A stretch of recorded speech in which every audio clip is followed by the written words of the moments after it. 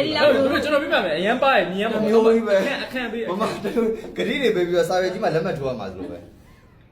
နော်တမျိုးလိုဟုတ်ညီရခိုးမကြည့်နဲ့ခိုးမကြည့်နဲ့တော့ဒီလိုရေးမယ် ready လား ready လားစပြီပထမဆုံးမေးခွန်းက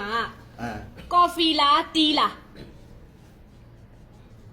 ဟဲ့ခိုးကြည့်နေတယ်လို့ပဲခံစားရတယ်ကြောက်ကအော်သူကြိုက်တာကိုကျွန်တော်ကြိုက်တယ်ကျွန်တော်ရေးရဟုတ်တယ်နော်ရပြီနောက်တစ်ခုကအဖြူလားအနက်လားဟဲ့အဲ့ဘယ်သူများနိုင်မလဲ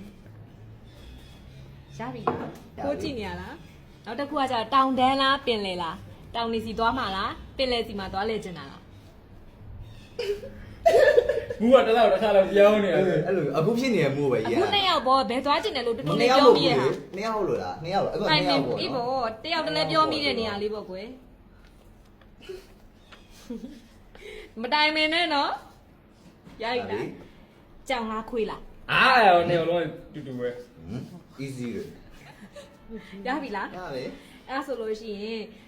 နေပူတဲ့နေလားမိုးရွာတဲ့နေလား rainy day လား sunny day လားဒါလည်းမေးစရာမလို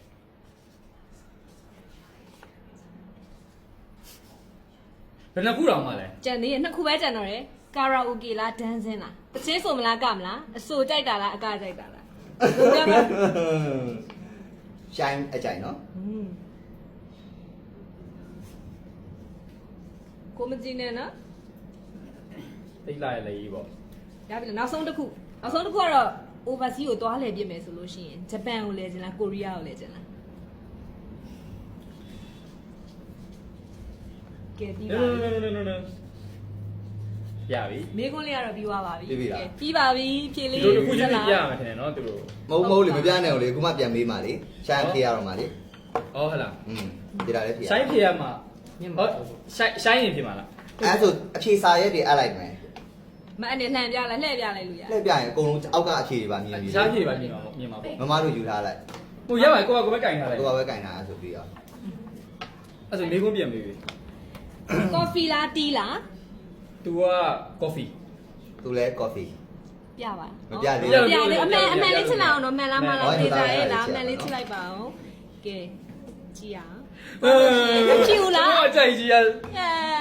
အဖြူလားအနက်လားနက်